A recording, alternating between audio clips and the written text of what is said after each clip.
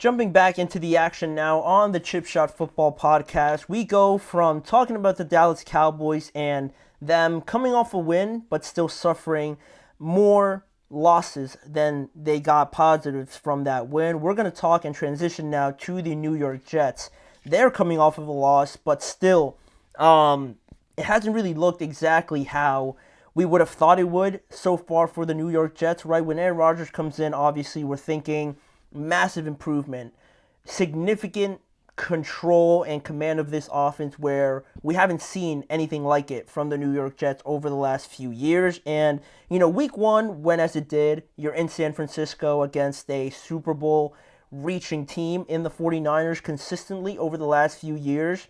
The offense kind of died off after a drive or two, and, we attributed that to maybe some rust getting accommodated to everybody, right? No Mike Williams, really. It was Aaron Rodgers' first game, really, with the New York Jets in the regular season, so that one we kind of just swiped away. Week two, it looked a little bit better. You got the win this time, but still, there were things to improve. And then week three, against the New England Patriots, it looked like they had figured everything out, right? It looked like they had figured out some sort of formula to generate these kind of performances, right? From their offense, their running game with Breece Hall, also Garrett Wilson looked pretty solid.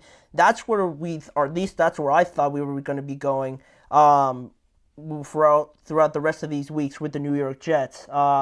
Anthony Manzano, in your honest opinion, what is the earliest you think a player should come back from an ACL injury like Jalen Phillips had last year? Because I felt he came back way too soon, and also they might be getting Davante Adams apparently. On Davante Adams, they certainly need him. I don't know if he's going to help out that quarterback situation. I know Tua's probably going to come back, but they still have Odell Beckham to come back too. So I don't know how they'd all make that work and what they'd be willing to give up. A second round pick for them.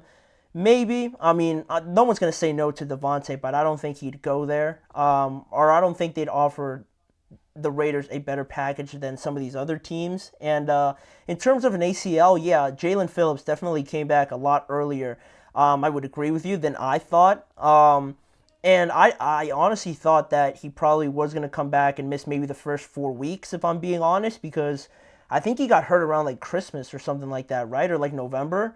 So to come back before the season even started does seem a little bit rushed, but I would definitely have said at least a year or like 10 months or something like that to come back as quickly as he did. He ruptured his Achilles, so I guess that's the difference, but even still, way too early, I would agree with you. And that just felt like a devastating blow, as if they needed anything else to kind of go wrong, right? No, the Jets might get Davante Adams. Yes, all right, I got you. Yeah, the Jets will definitely get him. I think that one's way too obvious to not happen, right? Rodgers has mentioned it. Davante keeps getting asked about it. And of course, the Jets need him the most right now because they're the most win now team. And with what I am gonna talk about with Garrett Wilson, it's gonna help their offense out a lot because of the fact that the relationship there with Davante and Aaron, and they already have Nathaniel Hackett there. They have Alan Lazard there. So bringing in Aaron Rodgers' best friend is going to make this go a lot smoother of a transition than it appears to be going right now. And also the worst thing that could happen is that he goes somewhere else, and then Aaron Rodgers is pretty, ticked off about that, and you don't want that getting in the way of anything, right? So I think it's too obvious for him not to go to the Jets at this point, but it's just a matter of when, right? And yeah, he got injured Thanksgiving, so I would have at least thought he was going to come back in October. So, regardless of how that procedure went, he obviously felt good enough. I'm sure he got the medical green light to come back. So I don't know. Those are always varying ideas, opinions on how and when a player should come back. I would have held out longer, but the Dolphins definitely needed him to come back. So now, sticking to the Jets, off of your question about Davante and the Jets also, Garrett Wilson had some interesting things to say about this offense, right? Because we've looked at it so far, and this loss to the Denver Broncos did not look good at all. There was no run game. Aaron Rodgers missed some throws. The weather was bad, but that's really no excuse because they had extra time to prepare, not only for any quarterback, for a rookie quarterback. And I know they missed some field goals here or there and things like that, but it's a game you have to win. It's a game you have to win. Do you think that means the Jets don't believe that Garrett Wilson is a number one receiver if they're trying to trade for Davante Adams? I don't think it necessarily means that they're giving up on him or anything like that, or that they don't believe he's a number one. But what separates the Jets from all these other teams is that they have a 40 to 41-year-old quarterback, right? He's not going to be able to play for probably the next 3 to 4 years, if maybe the next year. So they need to get the best out of things right now. And it was unfortunate that he got hurt last year, where they could have ironed out a lot of these injuries. But they're feeling the pressure now, right? They're 2-2, and the pressure that everybody has on them right now, it's either divisional round, conference championship, or a lot of people are going to get fired, right? So that urgency, that pressure to make this work is why I think more so they want to get Davante Adams in here to make this as much of a juggernaut team as they can, to try everything they can at least. And if they fail, they've tried everything, right? It's not like they missed out on Davante Adams, right? They went out, they got him, and if it doesn't work out still, you did everything possible to make it work out. And then that way, if you get fired, it's not for a lack of trying, right? So that's really what separates the Jets from maybe the Saints or the Steelers or even, I don't know, the Commanders, right? They're all sort of building a team, whereas the Jets have this year and maybe next year to get something out of this team before they kind of, blow it all up. So it alludes to the fact also that, Patrick, now, what do you think about the Bengals kicker, Johnny? That's a good one. That's funny. That's a funny one. Back to Garrett Wilson. That's where I was going. He was on the Bart and Hahn radio show this week to voice his concerns about this Jets offense. And he had a lot to say, so we're going to go through it and just bear with me because there are some things that I picked out from here that I thought were very loud apart from everything that he said. He said, "I don't think we do a lot of different stuff, to be honest. I watch football on Sundays and I see a lot of teams mix it up and stuff like that. I don't think we do that. I think we know our identity. It's just about going out and executing it or figuring out if it's going to work. I don't think we're trying a lot of different things. I know personally my route tree hasn't been what it has been the last 2 years as far as the stuff I've been running. It's just about figuring out if it's the right identity and whether it's going to win games." And it's a lot of things I pulled out from that, but to go back to you guys a little bit off topic with the reports coming from Adam Schefter that Tua probably is going to come back week 8 with the serious concussions he had. Do you think it would be safe for the Dolphins maybe to keep them off the field till week 11 or 12? I would probably opt for that option. For him to come back week 8, I know he's not feeling any symptoms or anything like that, but it's it's happened a couple times now, and I know it's his decision and everything like that, and in a way, the Dolphins, don't have a right to be like, we don't want you to come back, right? He's under contract and they're paying him a ton of money. If he's good to go and he wants to play and, there's no issues medically, it's a weird situation where you almost have to put him back out there. But also you have to gauge the context of how your season's going, right?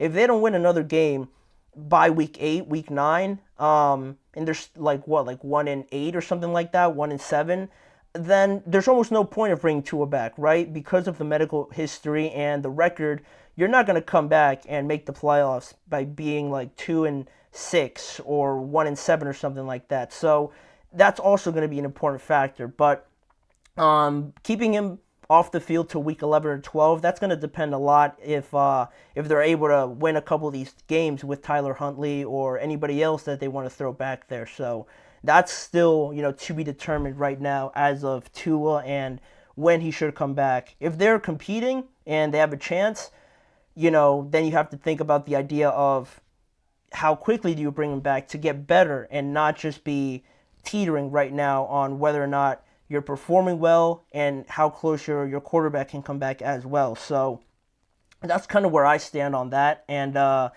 Garrett, some of the important things he said out of this entire statement was the fact that the part where he says it's just about going out and executing it or figuring out if it's going to work. And that, to me, all it's saying is that he has serious doubts about what they're doing is actually efficient, is actually benefiting them as a whole. It's one thing to say that it's just taken a while for us to get acclimated. It's a whole other thing to say that maybe he's doubtful that they're even doing the right thing, right? That's what I took from that. And also the part where he says, my route tree hasn't been what it has been over the last 2 years. And if you really think about that, Nathaniel Hackett was there last year, so it's not really solely on him, but the idea that the route tree and his production might be different or even worse than it has been the last 2 years is insane, because he's had Zach Wilson, and I don't know if he's had Zach for 2 years or maybe just 1 year, but regardless of the fact, he has Aaron Rodgers now. And for these injuries to be popping up right now when your quarterback is 10 times better than the situations you've had before is a problem, right? You can't have Garrett decrease in a role when you got that much better with your quarterback and Aaron Rodgers, right? I'm not going to sit here and freak out about the situation like it's done, like they're not going to get this together. This is essentially the first time they've played in the regular season together, so we can cut them a bit of slack there, but he's on pace right now to have 764 yards, which is a big decrease for a level of wide receiver that he is, coming off of his first 2 years. So that's a bit concerning. He only has 1 touchdown so far in the year. And it's just about, really, for me, getting on the right page with Aaron Rodgers. They're only basically 4 games into it. For as much as the offseason can benefit a wide receiver and a quarterback, being in these moments in regular seasons is going to be a lot different. It just is. And for Garrett and Rodgers through 4 games to look all right, kind of disappointing, they can only go up from here. I expect them to get better from this point on, and Garrett's too good of a wide receiver for him to be questioning this offense. Yeah, it might be a little bit old school with, how he mentions that they don't mix things up or use motion, basically. And, that's just how Aaron Rodgers operates. So they're not going to change the offense and tell Rodgers to run a different offense because he's only going to be here a limited amount of time.